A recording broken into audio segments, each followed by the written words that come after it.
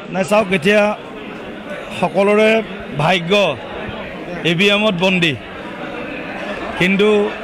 অনুমানটো সকলোৱে কৰে অংক সকলোৱে কৰে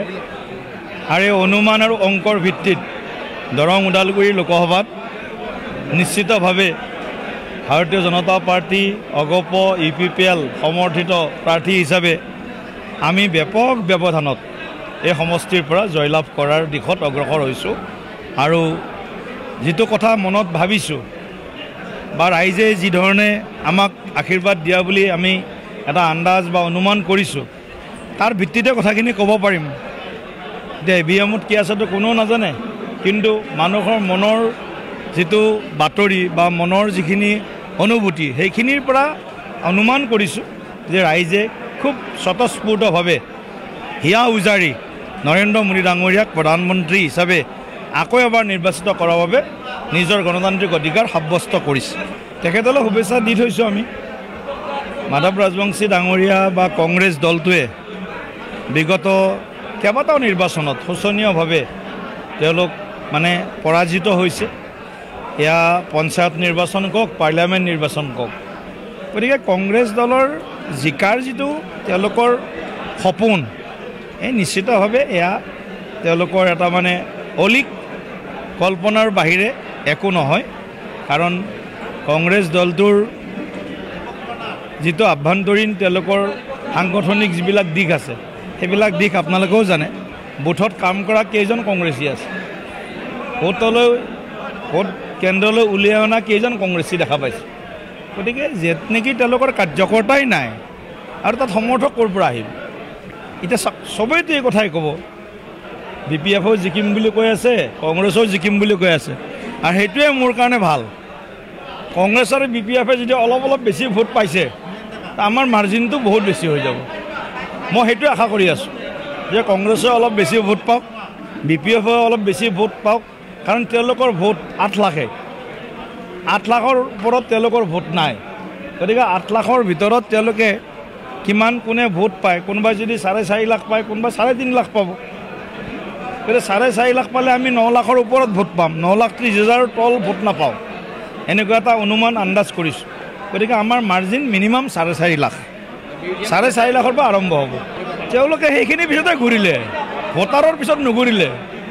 দুই এজন ক'ৰবাত মানুহ আছিলে সেইকেইজন পিছে ঘূৰিলে ভোট দিয়া মানুহৰ ভোটাৰৰ পিছত তেওঁলোকে ঘূৰিবলৈ সুযোগ নাপালে সুবিধা নুলিয়ালে তেওঁলোকে চাওক এক্সিডেণ্টেলি এজন মানুহ MLA হ'ল ভোট বিভাজনৰ জৰিয়তে এতিয়া তেওঁ এই কথাবিলাক এতিয়া নিৰ্বাচনৰ আগত ক'ব 4 তাৰিখে আবেলি এইখিনি কথা প্ৰতিপন্ন কৰক তেখেতে 4 তাৰিখে 4 বজাত দুৰ্গাদাস বড়ো ডাঙৰীয়াই কিমান সাইলেন্ট ভোট পালে সেইখিনি তেখেতে প্ৰতিপন্ন কৰিব বুলি মই আশা ৰাখিলোঁ এইখিনি এনেকৈ ট্ৰেইনিং কৰি আছোঁ ৰাইজক লগ কৰি আছোঁ ৰাইজেও খুব যতেই গৈছোঁ সকলোতে এই কথা আপুনি চিন্তাই নকৰিব আপুনি একদম দৌৰি আছে ঘৰৰ আগত এনেকৈ কৈ থাকে তথাপিও দেশৰ যশস্বী প্ৰধানমন্ত্ৰী মোদী ডাঙৰীয়াৰ প্ৰায় 40 ঘণ্টীয়া যিটো আধ্যাত্মিক তেখেতৰ ধ্যান নিশ্চিতভাৱে সনাতনৰ যিটো পৰম্পৰা সনাতনী যি পৰম্পৰা ধ্যান প্ৰাণায়াম বা আধ্যাত্মিকতা এই আধ্যাত্মিকতা অবিহনে এজন ব্যক্তিৰ জীৱন বৃথা আৰু প্ৰাপ্তিৰ অন্তৰালত আধ্যাত্মিকতা থাকিবই লাগিব গতিকে আধ্যাত্মিকতা অবিহনে এজন মানুহে সুখী হ'ব নোৱাৰে এজন মানুহে প্ৰাপ্তিৰ যিটো অনাবিল অনুভূতি সেইটো অনুভৱ কৰিব নোৱাৰে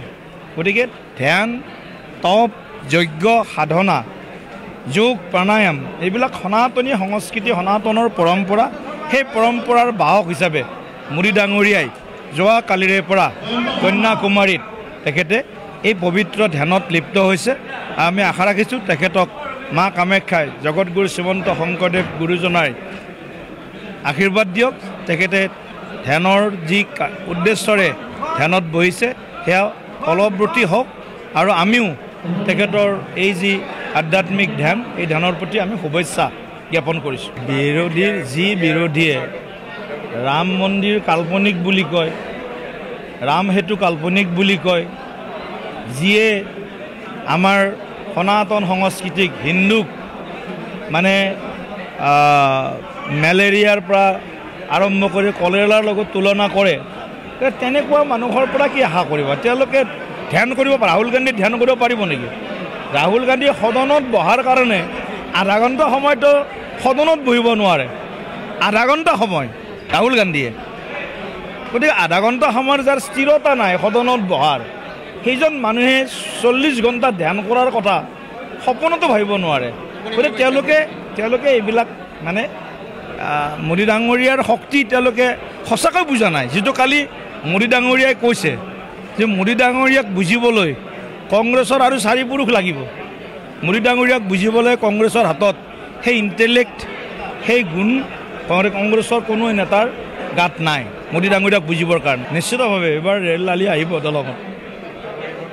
নিশ্চিতভাৱে ৰেল লালি আহিব এবাৰ